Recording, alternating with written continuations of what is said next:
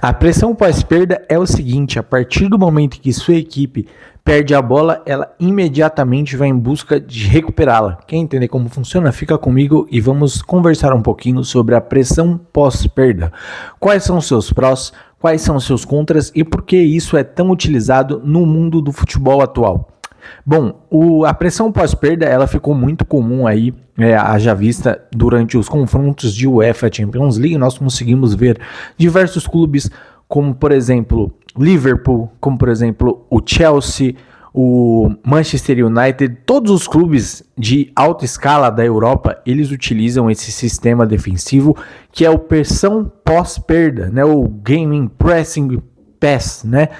O que isso realmente funciona? Como que faz para você ter uma pressão pós-perda que faça com que a sua equipe recupere a bola e tenha mais ofensividade? Isso não é sobre se defender, é sobre atacar. E é isso que eu vou explicar aqui no vídeo de hoje. Bom, a pressão pós-perda ela ficou muito nas nossas cabeças nos últimos confrontos de Champions League, nos campeonatos de alto nível, como por exemplo Premier League, La Liga, no próprio Brasileirão, a gente tem equipes que fazem essa pressão pós-perda. E por que esse estilo de jogo ficou tão famoso, né? Ele ficou famoso justamente por unir duas coisas que todo treinador e que todo time de futebol desejam, né? Que é manter o controle do seu adversário sem sofrer riscos. E a pressão pós-perda ela é justamente tudo isso em uma única função, né? Que é recuperar a bola e atacar em questão de segundos. E a pressão pós-perda ela tem uma deficiência assim que nós vamos explorá-las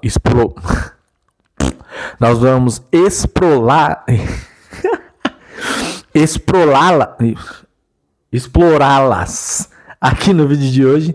E uma coisa muito interessante é que a pressão pós-perda, para ela ser explorada, puta que pariu, finalmente, para ela ser explorada de maneira adequada, ela precisa de duas coisas. O primeiro é o posicionamento da equipe que faz a pressão. Se você notar, toda a equipe que faz a pressão pós-perda, ela sempre tem os seus atletas muito próximos um do outro.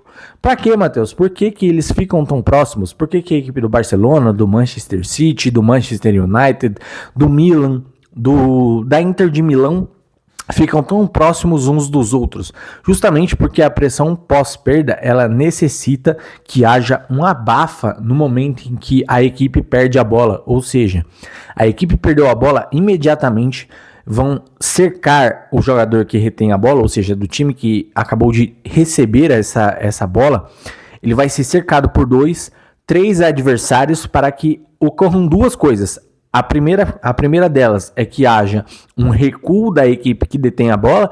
Então, a partir do momento que seu time perde a bola e você avança suas linhas com 2, 3 marcadores, fechando um atleta só, ele vai ter que recuar e recomeçar a jogada para não perder a posse de bola, fazendo com que você se mantenha seguro. Da mesma forma, você pode recuperar essa bola e aí, por ter 2, 3 atletas próximos um do outro, que haja uma triangulação e você consiga atacar os espaços, consiga ter mais controle de bola, consiga ter mais chances ofensivas. E isso é uma coisa tão genial que Jürgen Klopp, né, faz isso muito bem no Liverpool. Ele utiliza muito bem dessa arma de ter 2, 3 jogadores marcando. E qual que é o principal problema desse perde e pressiona? O principal problema que eu enxergo no perde e pressiona é quando o atleta que detém a bola, quando o cara que recuperou essa bola, ele tem a habilidade de escapar dessa primeira linha de marcação, que são os 3 que estão o cercando. Você pode notar como, por exemplo, o Messi em 2018 fez isso contra o Liverpool na Champions League e gerou uma situação de gol, né? Então, assim, eu acho que ela é uma função 70-30. Ela é 70% de chance de dar certo e 30% de chance de dar errado. Então, se você pensar pelo modo estatístico, quem joga no perde e pressiona tem muito mais chances de marcar gols e sofrer menos do que de receber um contra-ataque nas costas e sofrer o gol. Então, assim, se fosse para eu ser um treinador, eu optaria sim por participar desse perde e pressiona, por fazer minha equipe jogar dessa forma, porque ela consegue ser ofensiva e defensiva ao mesmo tempo, do mesmo modo em que você pode se defender com a bola, né, atacando, você também consegue se defender no campo do seu adversário. Então, na defesa, você cerca com 2, 3, obrigando o seu adversário a dar um chutão ou recuar a bola para trás.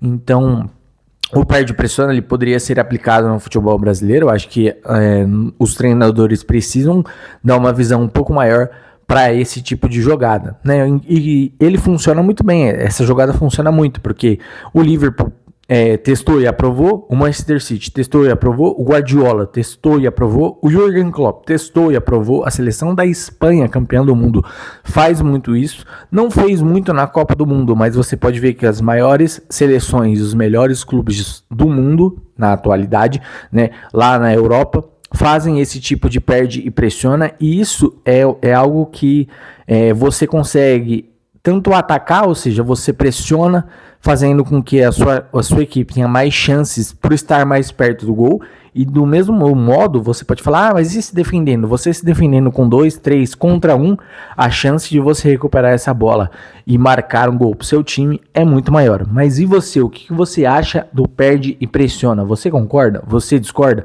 Eu acho que é uma arma muito mais beneficiária do que algo que vai te trazer muitos prejuízos, porque a maioria das vezes os times têm apenas um jogador de alto nível, ou às vezes tem 2, 3, como por exemplo, o Manchester City pode encontrar dificuldades se jogar dessa forma, se encontrar um Paris Saint-Germain da vida, que tem Kvaratskhelia, que tem Dembélé, Désiré Doué, esses jogadores muito habilidosos conseguem sair dessa pressão, assim como o Neymar é esse cara que conseguia sair dessa pressão, como o Messi é esse cara que consegue sair dessa pressão também.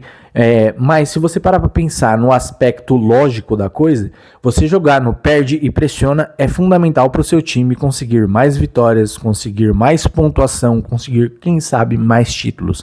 Mas e você, gosta do perde e pressiona? Já notou que isso vem sendo cada vez mais comum no futebol nacional e internacional? O Palmeiras também faz muito isso, o famoso perde e pressiona, mas não com a mesma qualidade do que os times do exterior. Outro time que faz muito bem isso e que eu esqueci de citar aqui é o nosso querido Bayern de Munique. Também tem um perde e pressiona essencial.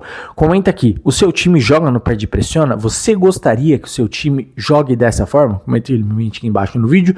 Não esquece de se inscrever no canal para não perder os próximos. Um abraço, até a próxima. Perca e pressione. Fui!